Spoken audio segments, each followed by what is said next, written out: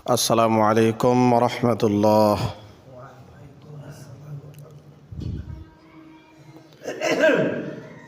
ইন্নাল হামদালিল্লাহ নাহমাদুহু ওয়া নাস্তাঈনুহু ওয়া নু'মিনু বিহি ওয়া নাতাওয়াক্কালু আলাইহি ওয়া নাউযু বিল্লাহি মিন শুরুরি আনফুসিনা ওয়া মিন সাইয়্যাতি আ'মালিনা।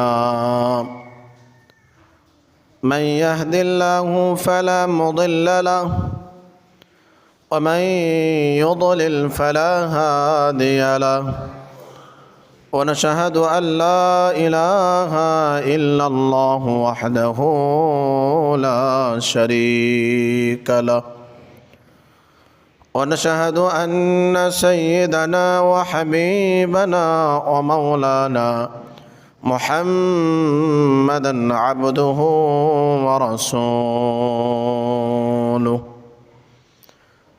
أرسله الله بالحق بشيرا ونذيرا وداعيا إلى الله بإذنه وسراجا وقمرا منيرا.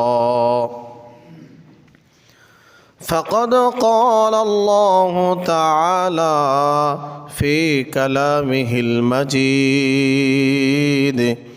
وفي فرقانه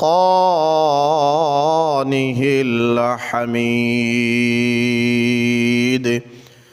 সকলে জবান খুলে একসাথে পড়ি আউযু বিল্লাহি মিনাশ শাইতানির রাজীম। বিসমিল্লাহির রহমানির রহিম। وما خلقت الجن والإنس إلا ليعبدون. صدق الله مولانا العظيم. وقال رسول الله صلى الله عليه وسلم أول ما يحاسب به العبد يوم القيامة الصلاة أو كما قال النبي عليه الصلاة والسلام.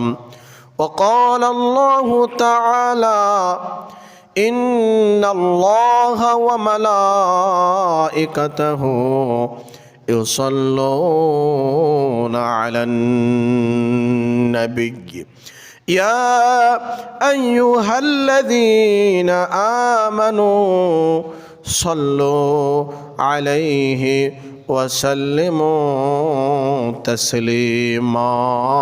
اللهم صل على سيدنا مولانا محمد وعلى آل سيدنا شفيعنا محمد بلغ العلا بكماله كشف الدجى بجماله حسنت جميع خصاله صلوا عليه وآله. আলহামদুলিল্লাহ, আমরা শুকর গুজার করছি মহান মনিব আল্লাহ তাআলার দরবারে যে আল্লাহ আমাদেরকে 7টা দিনের শ্রেষ্ঠতম দিন জুমার দিনে জুমার নামাজ আদায়ের জন্য দুনিয়ার সমস্ত ঝামেলা থেকে বিরত রেখে মসজিদে আসার সুযোগ তৌফিক দান করেছেন। সে মহান আল্লাহর দরবারে সকলে অন্তর থেকে কালিমাত শুকর আদায় করে বলি আলহামদুলিল্লাহ। লাখ কোটি দরুদ ও সালাম বর্ষিত হোক আমাদের দরদি নবীর প্রতি, নবী মুহাম্মদ রাসূলুল্লাহ সাল্লাল্লাহু আলাইহি ওয়াসাল্লাম। উপস্থিত মুসল্লিবৃন্দ, জুমার দিনের সংক্ষিপ্ত সময়ে আজকে আমার আলোচনার বিষয় থাকবে নামাজ, সালাত। অত্যন্ত গুরুত্বপূর্ণ একটি বিষয়। আল্লাহ তাআলা আমাদেরকে সৃষ্টি করেছেন কেবল আল্লাহর ইবাদত করার জন্য, সেই মহান আল্লাহর গোলামি করার জন্য। আমরা এই দুনিয়ার সকল মাখলুক আল্লাহ তাআলার গোলাম। আল্লাহ আমাদের মুনিব, আমরা আল্লাহর গোলাম। গোলামের কাজ কি? গোলামের কাজ হলো মুনিবের হুকুম মান্য করা। মুনিব যে দায়িত্ব দিয়েছে সে দায়িত্ব পালন করাই গোলামের কাজ। আমরা যে গোলাম, শুধু আমরা গোলাম নয়, আমরা গোলামের ঘরের গোলাম। আমার বাবাও গোলাম, আমার দাদাও গোলাম, আমার 14 গোষ্ঠী গোলাম। আমরা গোলামের ঘরের গোলাম। আমাদের মুনিব একমাত্র আল্লাহ। ওই আল্লাহ বলেছেন, ওমা খালাকতুল জিন্না ওয়াল ইনসা ইল্লা লিয়াবুদুন। আমি মানব এবং জিন জাতিকে সৃষ্টি করেছি কেবলমাত্র শুধুমাত্র আমার গোলামি করার জন্য, আমার ইবাদত বন্দেগী করার জন্য। আল্লাহর যত গোলামি আছে, আল্লাহর যত ইবাদত বন্দেগী আছে, সবগুলো ইবাদত বন্দেগীর মধ্যে প্রধান ইবাদত হলো নামাজ, নামাজ, নামাজ। আল্লাহর ফরজিয়াত যেগুলো গোলামি আছে, হজ যাদের উপরে ফরজ হয়েছে, হজ করা আল্লাহর গোলামি। মুনিবের হুকুম পালন করা, হজ করা।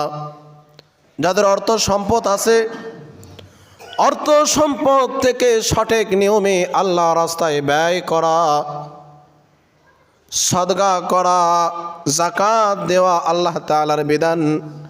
গোলামের জন্য মুনিবের পক্ষ থেকে এই বিধান হুকুম দেওয়া হয়েছে। রমজান মাসের রোজা প্রত্যেকটা মুসলমান নর নারীর উপরে মুনিবের পক্ষ থেকে গোলামের উপরে ফরজ করা হয়েছে। আল্লাহর যত ফরজিয়াত গোলামি আছে, যত ইবাদত বন্দেগী আছে, সবগুলো ইবাদত বন্দেগীর মধ্য থেকে প্রধান ইবাদত হলো বান্দার প্রতি আল্লাহর হক হলো নামাজ। বান্দার প্রতি আল্লাহর হক হলো নামাজ। বান্দা আল্লাহর হক আদায় করবে, নামাজ আদায় করবে, আল্লাহর ইবাদত পালন করবে, আল্লাহর দাসত্ব করবে, গোলামি করবে। আর আল্লাহর গোলামি করতে যে বান্দা কখনো আল্লাহর সঙ্গে কাউকে শরিক করবে, কাউকে শরিক করবে না। বান্দার উপরে আল্লাহর হক, বান্দা আল্লাহর ইবাদত করবে। ইবাদত করতে যে বান্দা আল্লাহর সঙ্গে কাউকে অংশীদার স্থাপন করবে না। বান্দা যদি আল্লাহর হক পূরণ করে, বান্দা যদি আল্লাহর হকগুলো আদায় করে, তাহলে আল্লাহ তাআলাও ঘোষণা করে দিয়েছেন, আমি আল্লাহ তাআলা আমার প্রতি বান্দা হক রাখে যে আমি বান্দাদেরকে মাফ করে দিব। সুবহানাল্লাহ। তাহলে বান্দারা আল্লাহর যখন ইবাদত বন্দেগী করবে, আল্লাহর ফরজিয়াত হুকুম যখন পালন করবে, তখন বান্দা আল্লাহর থেকে পাওনা হয়ে যায়। বান্দা যখন আল্লাহর ইবাদত করবে, আল্লাহ বলেন, ও বান্দা, আমার পক্ষ থেকে তোমাদের পাওনা হলো, আমি তোমাদেরকে ক্ষমা করে দেব, তোমাদেরকে মাফ করে দেব। এই জন্য বলতেছিলাম, আল্লাহর যত গোলামি আছে, আল্লাহর যত ফরজিয়াত হুকুম আছে, সবগুলো ফরজিয়াত হুকুমের মধ্যে প্রধান গোলামি, প্রধান ইবাদত হলো নামাজ। নামাজ, যে নামাজের জন্য আপনার আমার দরদে নবী, বিশ্ব নবী জনাবে মুহাম্মদ রাসূলুল্লাহ সাল্লাল্লাহু আলাইহি সাল্লাম মৃত্যুর পূর্ব পর্যন্ত উম্মতদেরকে নামাজের প্রশিক্ষণ দিয়েছে, উম্মতদেরকে নামাজ শিখিয়েছে। দরদে নবী বিশ্বনবী দুনিয়া থেকে বিদায় নিয়ে চলে যাবেন, এমন মুহূর্তে দুনিয়ার সব কিছু ভুলে গেছেন। আল্লাহ রাসূল অসুস্থ হয়ে গেছেন, নিজের শরীরের কোনো খবর নাই। আল্লাহর রাসূল দাঁড়াইতে পারেন না, আল্লাহর রাসূল সুন্দরভাবে, আল্লাহ রাসূলের সেন্স নাই, আল্লাহ রাসূল যা কথা বলবেন এমন সেন্স পর্যন্ত নাই। এরপরেও দরদে রাসূলের যখনই সেন্স এসেছে, যখনই হোশ ফিরে এসেছে, সেই সময় হোশ আসার সঙ্গে সঙ্গে প্রথম যে কথা বলেছেন সেই কথা হলো, আমার উম্মতেরা নামাজ নামাজ নামাজ, ওমা মালাকাত আইমানুকুম আস-সালাত। আমার নবীর দরদি নবীর জীবনে দেখেন, আল্লাহ রাসূলের যখন অন্তিম মুহূর্ত এসে গেছে, আল্লাহ রাসূল অসুস্থতার দরুন তার সেন্সলেস হয়ে গেছে, নামাজের সময় হয়ে গেছে। সাহাবায়ে কেরামরা মসজিদে নববীতে অপেক্ষা করতেছেন, কখন দরদি নবী আসবেন, ইমামতের দায়িত্ব পালন করবেন। সাহাবায়ে কেরামরা ইমামের পেছনে মুক্তাদি হয়ে নামাজ আদায় করবেন, সালাত আদায় করবেন। নামাজের সময় হয়ে গেছে, সাহাবায়ে কেরামরা অপেক্ষা করতেছেন। পেছন দিকে বারবার তাকান, দরদে নবী কেন আসেন না, নামাজের ইমামতি করবেন। মসজিদ থেকে খবর পাঠানো হলো, মসজিদে নববীর পাশে আল্লাহ রাসূলের কামরা ছিল, হুজরাখানা। আল্লাহ রাসূলকে বলা হলো, ইয়া রাসূলুল্লাহ, আপনার পাগল পাড়া সাহাবায়ে কেরামরা নামাজের জন্য অপেক্ষমান, নামাজের সময় হয়ে গেছে। আল্লাহ রাসূল সাহাবাকে বললেন, ও সাহাবায়ে কেরামরা, আমি আবু বকরকে আমার মুসল্লায়, আমার জায়গায় ইমামতের দায়িত্ব দিয়ে দিলাম। আবু বকর আপনি যান, ইমামতের দায়িত্ব পালন করবেন। হযরত আবু বকর রাদিয়াল্লাহু তাআলা আনহু আল্লাহ রাসূলের হুজরাখানা থেকে মসজিদে নববীর মধ্যে প্রবেশ করলেন। আল্লাহ রাসূলের হুজরাখানায় আল্লাহ রাসূল যে জায়গায় দাঁড়াইয়া ইমামতের দায়িত্ব পালন করেছেন, ইমামতের জায়গায় যখন আবু বকর রাদিয়াল্লাহু তাআলা আনহু দাঁড়াইলেন, সাহাবায়ে কেরামরা কান্নায় অস্থির হয়ে গেছেন। আর মনে হয় দরদে রাসূলের পেছনে আমাদের নামাজ পড়ার কিসমত হবে না। আবু বকর রাদিয়াল্লাহু তাআলা আনহুর ইমামতিতে নামাজ আদায় করলেন। নামাজ আদায় করার পরে আবু বকর সহ পেছনের দিকে যখন তাকাইলেন, ইতিমধ্যে আপনার আমার দরদে নবী দুইজন সাহাবীর উপর কাঁধে, দুইজন সাহাবীর কাঁধে ভার করে মসজিদে নববীতে প্রবেশ করলেন। নববীতে প্রবেশ করে আবু বকরের পেছনে নামাজ আদায় করলেন।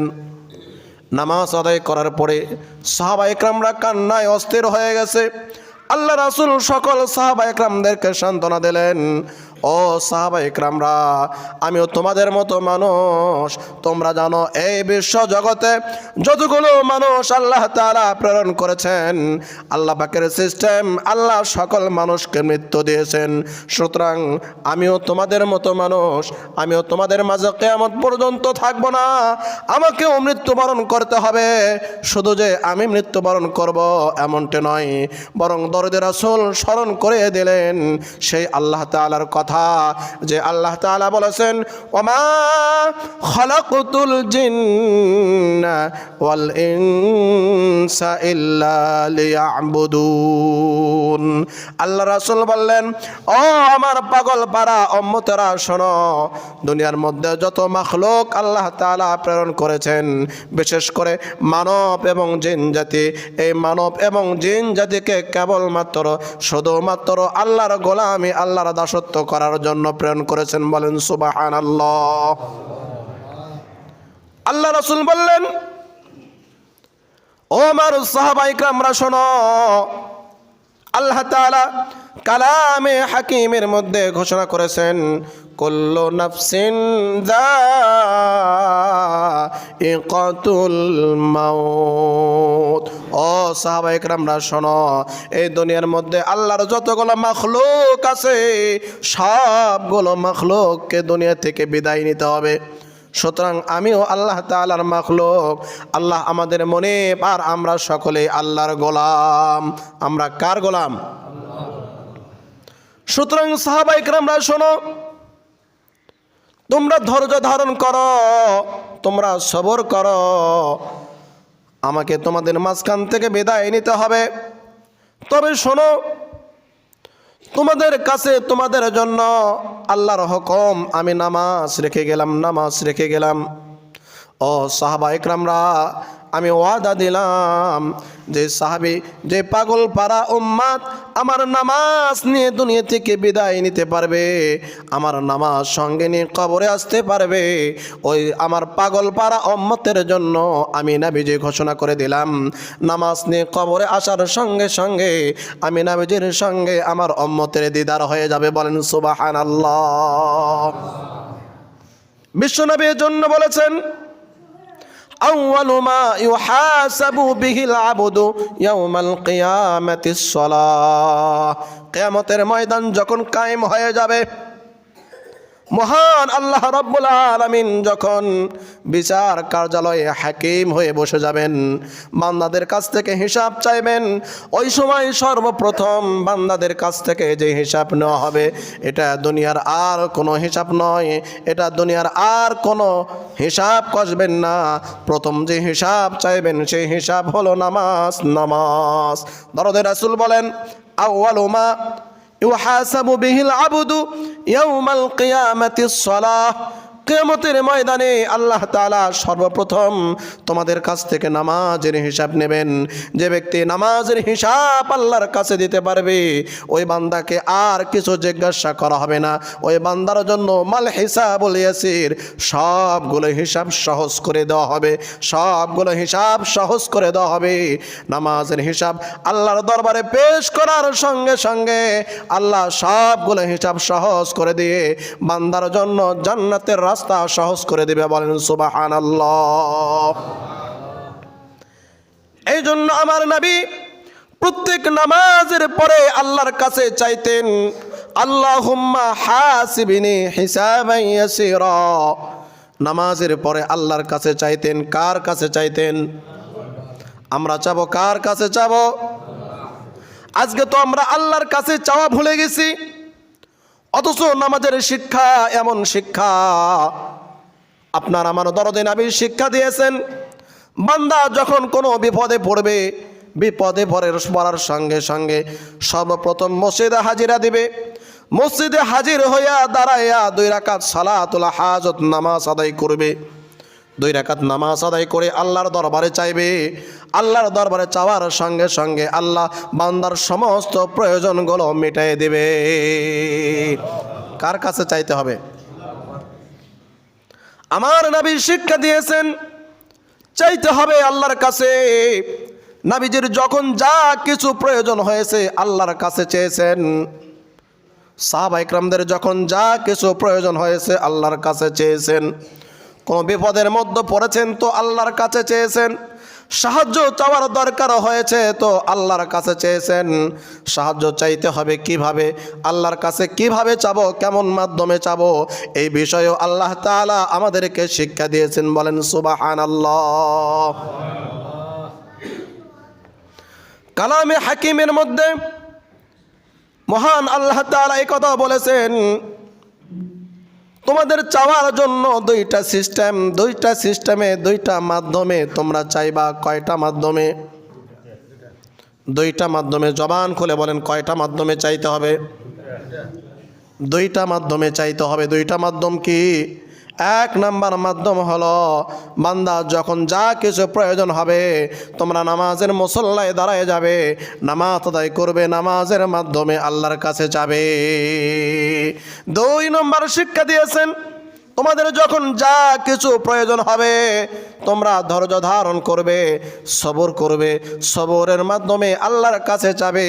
যে ব্যক্তি নামাজ এবং ধৈর্যের মাধ্যমে আল্লাহর কাছে চাবে, আল্লাহ তাআলা এমন বান্দার ব্যাপারে বলেছেন, ওয়াবাশশিরিস সাবিরিন, ধৈর্যশীল বান্দার সাথে আমি মহান আল্লাহ তাআলা রয়ে গেছি। বলেন সুবহানাল্লাহ।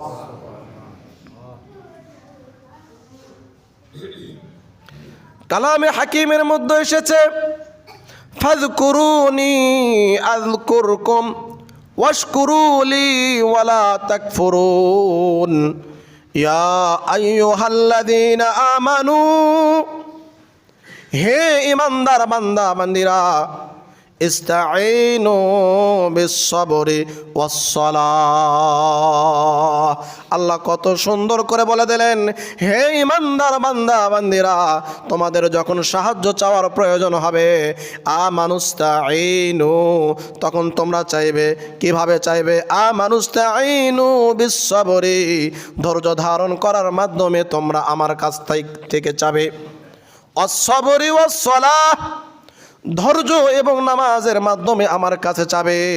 তাহলে আল্লাহ এটাও শিক্ষা দিলেন, ও বান্দারা, তোমরা যে আমার কাছে চাবে, আমার কাছে চাওয়ার জন্য সবচাইতে উত্তম দুইটা সময়, উত্তম দুটা পদ্ধতি হলো তোমরা নামাজের মাধ্যমে আমার কাছে চাবে। বলেন সুবহানাল্লাহ। 2 নম্বর পদ্ধতি শিক্ষা দিয়েছেন, আমার কাছে যখন চাবে তখন ধৈর্য ধারণের মাধ্যমে চাবে। নামাজের মাধ্যমে চাইব কিভাবে? আল্লাহ রাসূল সাল্লাল্লাহু আলাইহি সাল্লাম আমাদেরকে শিক্ষা দিয়েছেন, সূরাত মুজাম্মিলের প্রথম আয়াত, মুদ্দাসসিরের প্রথম আয়াত,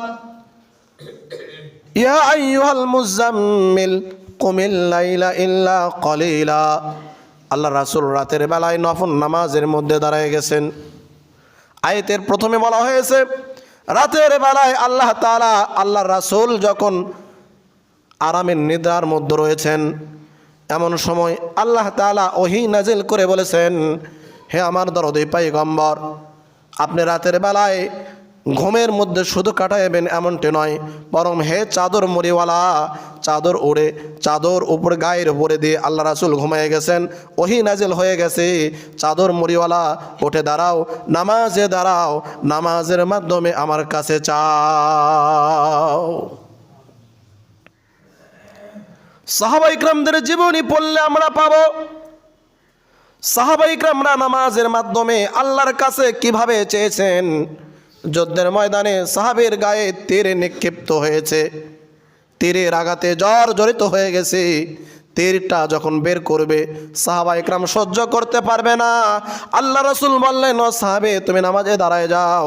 সাহাবে যখন নামাজে দাঁড়ায় গেছে, নামাজের মধ্যে এত মন মুগ্ধ ছিল, নামাজের প্রতি এত মন তার গভীর ছিল, নামাজের প্রতি নামাজে আল্লাহর প্রতি এত রাজি খুশি ছিল যে নামাজরত অবস্থায় তার শরীর থেকে তীর বের করা হয়েছে, সাহাবা ইকরামরা বিন্দু মাত্র টের পান নাই। বলেন সুবহানাল্লাহ।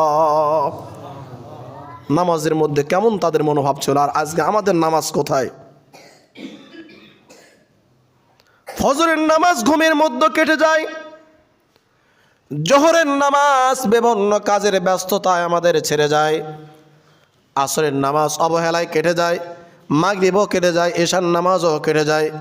ও মুসলমান, আমরা কেমন মুসলমান হলাম যে আমাদের ঈমান আমাদেরকে মসজিদ পর্যন্ত নিয়ে আসে না। আমাদের ঈমান কখনো নাড়া দেয় না যে তুমি মুসলমান, তুমি নামাজ পড়ো না, তুমি মুসলমান, তুমি মসজিদে যাও না, তুমি মুসলমান আল্লাহর ইবাদত করো না। যে মুসলমান, যার ঈমান, যে ঈমান আমাদেরকে মসজিদে নিয়ে আসে না, যে ঈমান আমাদেরকে নামাজের কথা মনে করে দেয় না, যে ঈমান আমাদেরকে আজান শোনায় না, ওই ঈমান নিয়ে কিভাবে জান্নাতে যাবেন আপনারা? যাওয়া সম্ভব? যে ঈমান মসজিদে নিয়ে আসে না, যে ঈমান নামাজের কথা স্মরণ করে দেয় না, ওই ঈমান নিয়ে কি জান্নাতে যাওয়া সম্ভব? আপনারা কি বলেন, মনে হয় সম্ভব? সম্ভব। ও মুসলমান, মনোযোগ সহকারে বোঝার চেষ্টা করবেন। আমরা যারা চাকরি করি, চাকরিকে এতটা প্রাধান্য দিই, টাইম টু টাইম আমাকে খেয়াল রাখতে হবে। আমার অফিস সময় 9টায়, ঠিক 9টার পূর্ব থেকে আমরা প্রস্তুতি গ্রহণ করি, 9টার মধ্যে রাইট টাইমে আমরা আমাদের অফিসে এন্ড করি। কথা বলেন ঠিক কিনা? যারা আমরা ব্যবসা করি, ব্যবসাকে এমনভাবে প্রাধান্য দিই যে আমার ব্যবসা, আমার দোকান খুলতে হবে 10টার সময়, 10টার পূর্বে কোন সময় ঘুম থেকে উঠতে হবে, ঠিক সেই সময় আমরা ঘুম থেকে উঠে যা কিছু করার আগে সব কিছু আমরা করে নিই। রাইট টাইম 10টায় আমাদের ব্যবসাকে আমরা ওপেন করি। কথা বলেন ঠিক কিনা? বিশেষ করে যারা আমরা মুয়াজ্জিমি করি, ইমামতি করি, এদের কথা আমার খুব বেশি মনে পড়ে যায়, কারণ আমিও তো ইমাম, আমিও তো মুয়াজ্জিন, বেশি মনে পড়ে যায়। এজন্য আজান দিতে হবে, আমার আজানের দায়িত্ব, নামাজ পড়াইতে হবে, আমার নামাজের দায়িত্ব। আমরা যেভাবে আমাদের এই দুনিয়াবি দায়িত্বগুলো পালন করি, দুনিয়ার দায়িত্বগুলো যেভাবে আমাদের মাথায় আমরা ইনস্টল করে নিয়েছি, ঠিক সেরকমভাবে দুনিয়ার সামান্য দায়িত্ব যেভাবে মাথায় আমরা নিয়েছি, সবগুলো দায়িত্বর মালিক যিনি আল্লাহ, ওই আল্লাহর দায়িত্ব যদি আমাদের মাথায় এরকমভাবে থাকতো যে আল্লাহ আমাদেরকে গোলাম বানিয়ে দুনিয়ার মধ্যে প্রেরণ করেছেন। আল্লাহ আমাদের মুনিব কালামে হাকিমের মধ্যে আল্লাহ তাআলা সে কথাই বলেছেন, ওমা খলাকতুল জিন্না ওয়াল ইনসা ইল্লা লিয়াবুদুন। আল্লাহ বললেন, ও গোলামেরা, তোমরা আমার গোলাম, আমি তোমাদের মুনিব, আমি তোমাদেরকে দুনিয়ার মধ্যে কেবলমাত্র শুধুমাত্র এই উদ্দেশ্যে প্রেরণ করেছি যে তোমরা আমার গোলামি করবে। কার গোলামি? কথা বলেন, কার গোলামি? আল্লাহ বলেছেন তোমরা কেবল আমার গোলামি করবে, তোমরা আমার গোলাম আর আমি তোমাদের মুনিব।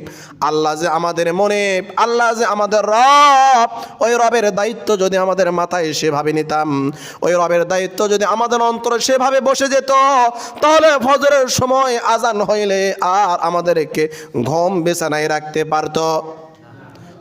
রাখতে পারতো না। জোহরের সময় যখন মসজিদ থেকে আজান হইতো, দুনিয়ার যত দায়িত্ব আছে, যত ব্যবসা আছে, যত চাকরি আছে, যত কাজ আছে, সবগুলো কাজকে আমরা লাথি মেরে, সবগুলো কাজকে আমরা ফেলে দিয়ে কার ডাকে সাড়া দিতাম?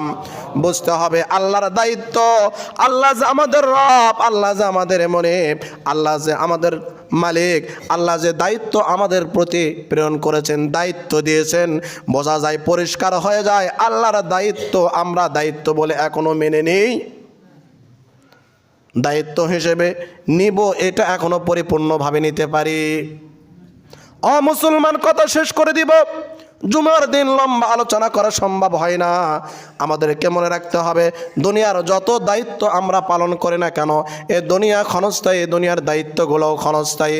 দুনিয়ার যত ব্যবসা বাণিজ্য করি না কেন, এটা আল্লাহর দরবারে একেবারে সামান্য, নগণ্য। এটা আপনার আমার মৃত্যুর সঙ্গে সঙ্গে আর কোনো কাজে আসবে? দুনিয়ার কোনো ব্যবসা কাজে আসবে না, দুনিয়ার কোনো চাকরি কাজে আসবে না, দুনিয়ার যত দায়িত্ব আছে কোনো দায়িত্ব কাজে আসবে না। কেবলমাত্র যেটা কাজে আসবে সেটা হলো আল্লাহর দাসত্ব, সেটা হলো আল্লাহর ইবাদত, আল্লাহর বন্দেগী। আল্লাহর ইবাদত আমরা যেটা পালন করব, দুই চক্ষু বন্ধ করার সঙ্গে সঙ্গে কেবলমাত্র সেইটাই কাজে আসবে। কথা বলেন ঠিক কিনা? এই জন্য আর লম্বা কথা বলবো না। আল্লাহর ইবাদত, আল্লাহর গোলামি, আল্লাহর নামাজ আমাদেরকে পালন করতে হবে। আল্লাহ রাসূল দুনিয়া থেকে বিদায় নেবেন অন্তিম মুহূর্তে, সব ভুলে গেছেন, কিন্তু নামাজের কথা বলেন নাই। এই জন্যই নামাজের কথা বলেন নাই। নামাজ প্রতিষ্ঠিত করার জন্য আল্লাহ রাসূলের ঘাম ঝরেছে, নামাজ প্রতিষ্ঠিত করার জন্য আল্লাহ রাসূলের শরীর থেকে পবিত্র রক্ত মোবারক ঝরেছে। আল্লাহ রাসূল নামাজ প্রতিষ্ঠিত করার জন্য পেটে পাথর বেঁধেছেন। এই জন্য আল্লাহ রাসূল নামাজের কথা বলেন নাই। আল্লাহ রাসূল সিজদায় চলে গেছেন। আবু জাহাল মরা অস্থির সেই ভুঁড়ি আল্লাহ রাসূলের মাথার উপর চাপাইয়ে দেবেন। আল্লাহ রাসূল নামাজে দাঁড়াইছেন, পাথর নিক্ষেপ করেছেন। আল্লাহ রাসূল অনেক নামাজ প্রতিষ্ঠিত করার জন্য যতটা ত্যাগ স্বীকার করেছেন, আমরা তো কিছুই করি নাই, নামাজ তো সহজে পাইছি। এই জন্য নামাজের প্রতি আমাদের গুরুত্ব নাই। আল্লাহ রাসূলের অন্তিম মুহূর্তেও বারবার বলেছেন, আসসালাত আসসালাত ওমা মালাকাত আইমানুকুম আসসালাত। আমার উম্মতেরা নামাজ, আমার উম্মতেরা নামাজ, আমার উম্মতেরা তোমরা নামাজকে ভুলে যেও না, নামাজ ছেড়ে দিও না। নামাজ নিয়ে কবরে আসো, নামাজ নিয়ে কবরে আসার সঙ্গে সঙ্গে আমি রাসূলের সঙ্গে তোমার দিদার হয়ে যাবে। বলেন সুবহানাল্লাহ। আসুন, আল্লাহ আমাদেরকে পাঞ্জেগানা 5 ওয়াক্ত নামাজওয়ালা বানাই দিক, শয়তানের সমস্ত চক্রান্ত থেকে আমাদেরকে হেফাজত করুক, আল্লাহর গোলামি, আল্লাহর দাসত্বগুলো পরিপূর্ণভাবে পালন করবার তৌফিক দান করুক বলি আমিন। ও আখিরে দাওয়ানা আলহামদুলিল্লাহি রাব্বিল আলামিন। যারা সুন্নত পড়ি নাই, 4 রাকাত সুন্নত নামাজ আদায় করি।